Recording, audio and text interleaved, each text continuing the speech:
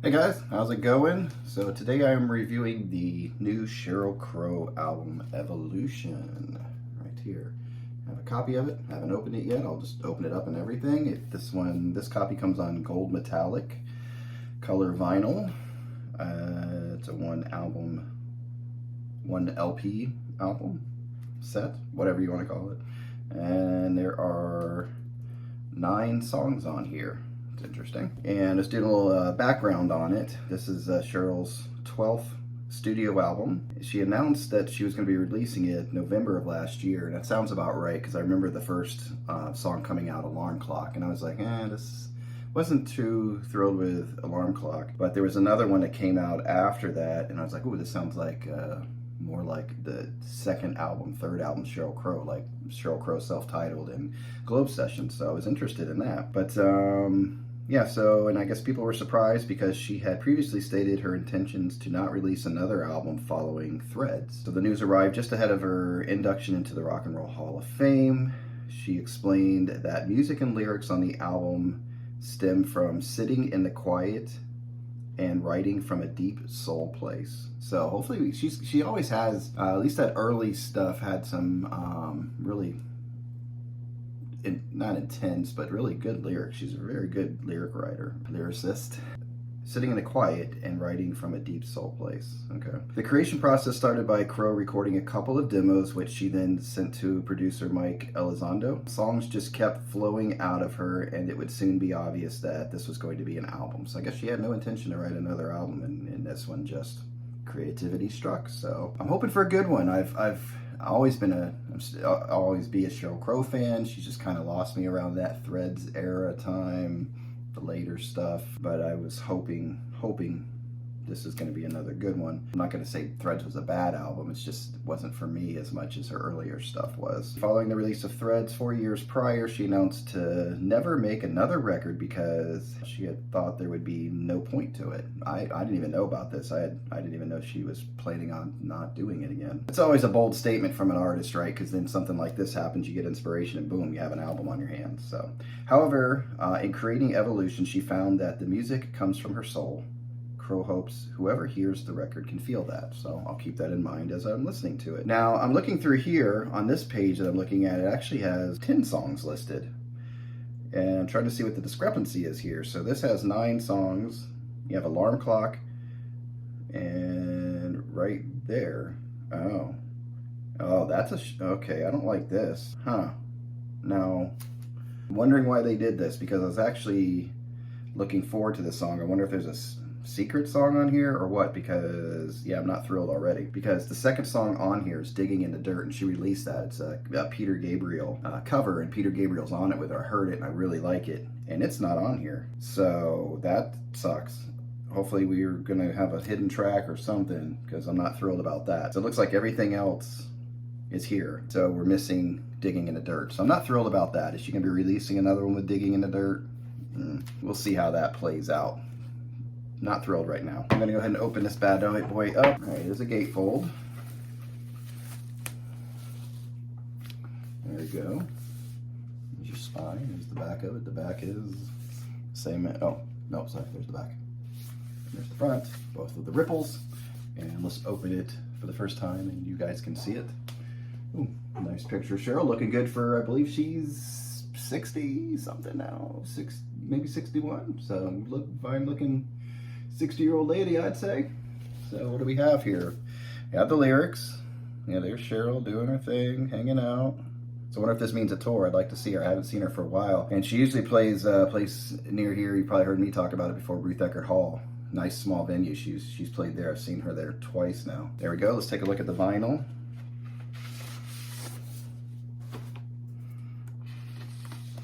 This is not my favorite. I had a feeling it was going to be this color. I have not had luck with this color vinyl. I don't like this color vinyl.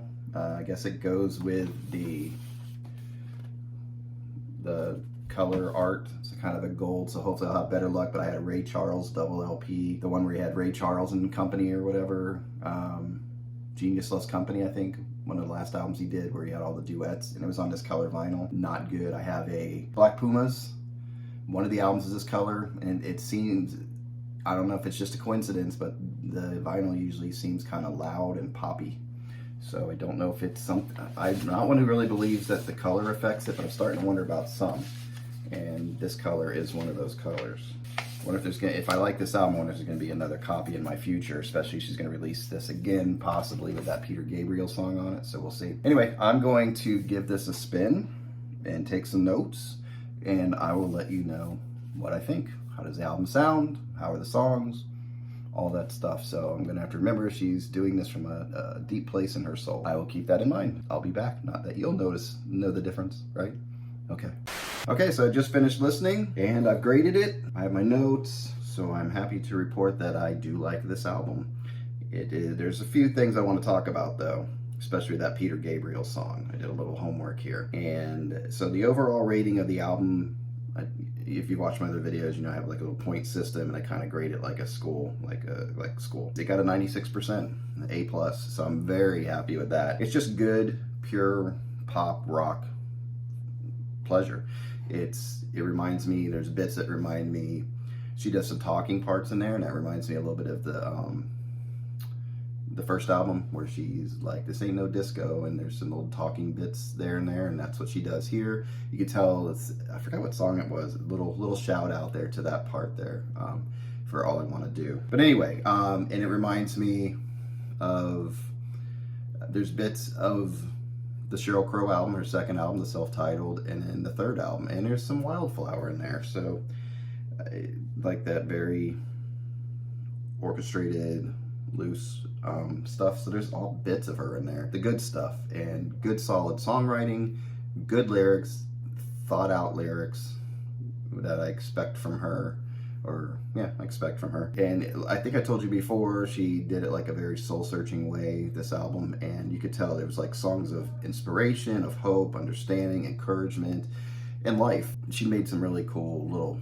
lines in there that just kind of struck me. I think even in the song Evolution, and that song is probably, that is the best song on the album, so it's nice to have that title track be the best song on the album. Just really well done. And there's a little bit of like drum programming in there, but she's done that before, like on Globe Sessions and all that, and she doesn't overdo it. She just accents things with it, so it's perfect. I was reading through who was on there and instruments and all that, and it seemed very simple. Drums, guitar, there's a Wurlitzer on there, I think there's a little harmonica in there somewhere, a couple people doing backup vocals. Very simple in a way, production, but nice because you can hear everything. It's not overdone. The production's good because it's not, especially in Evolution, it builds up. Second chorus is even stronger with some background, like distorted guitar in there. It doesn't get distorted in there. They do a really good job with the production on there. These are new songs, but it felt like I already knew them. And not because, oh, she's been there, done that. It just felt familiar, but it didn't feel copied. It's not like she went back and did stuff that she did in the past. It just feels like old Sheryl. So I really like that. Her voice, man, my God, it's sharp as ever. It sounds youthful. It's just, yeah, I'm impressed with this album. But to add to this, I don't want to put any negative light on it. I just don't understand what they do these days with these. Well, I understand why they do it, why they do multi-variant colored albums and all that stuff, but I really don't like what they did here. And from doing my homework, this is what I understand of what happened. With the Peter Gabriel song, she did a cover of Digging in the Dirt. This time you've gone too far. I told you. So, and Peter Gabriel's on it, does backup vocals. It's really well done. It fits the album really well, but they left it off of the album. And from what I'm reading is it's a deluxe version only, and I'm looking where do I get this deluxe version, because now obviously I like the album. Is there more songs that she left off? From what I understand, the deluxe version is only, instead of 9 tracks like what this album has, it's 10, and it's adding Digging in the Dirt, I think even just as the second track. And the only way you can get it right now that I can see, I went to her website, didn't see it there. I went to different places, don't see a deluxe version. The only place I saw a deluxe version was for digital download, and it adds that Peter Gabriel song in there. I'm like, why? This would have been a perfect 10-song album. Adding that would have made it even better. It would have knocked it out of the park. But they left it off, and the only way you can do it. So I'm assuming it's gonna come out later, somehow on vinyl, CD, I don't know, but I listened to it, the album, and then I listened to it on Google or YouTube Music, and it has they have the deluxe version with the Peter Gabriel song, 10 tracks, and it flowed nicely, really good. So I'm like, why would you do that? There's plenty of room on the Dead Wax. I'm even looking at the Dead Wax going, you got plenty of room on here for 10 songs. These aren't like humongously long songs. So why did she leave it off? Why would they do that? You know, just to sell the other product?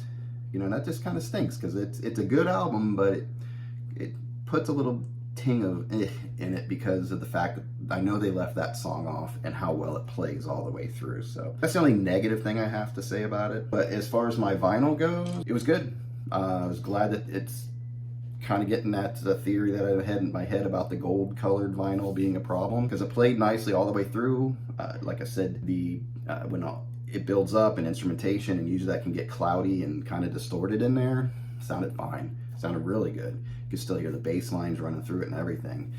Just at the very end, just a little, you know, because I'm listening carefully anyway, because I try to keep track of how my records sound and all that. There are little tiny pops in there, but I don't think I would have even not noticed. Like, I think if you're really looking for it kind of thing, that's how I noticed it. But other than that, it didn't take away from the album. Just a couple little, and then when the song ended and it goes into the quiet part towards the center of the record, you know, there are little pops in there, but I think a good cleaning will take care of that. So that's not even, the rest of the album sounded fantastic. Let me just tell you my highlights here. So Evolution, like I said, was the strongest song on there. And of course, I'm glad I did this because I forgot to mention Tom Morello's on there. He comes in just for the solo. I don't think he's doing any other guitar work in there. I don't hear anything else.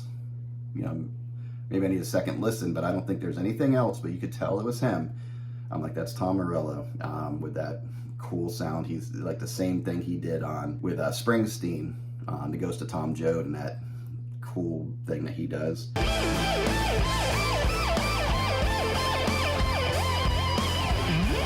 Really built that song up, and then he fades out and the song continues. So just a really well done song.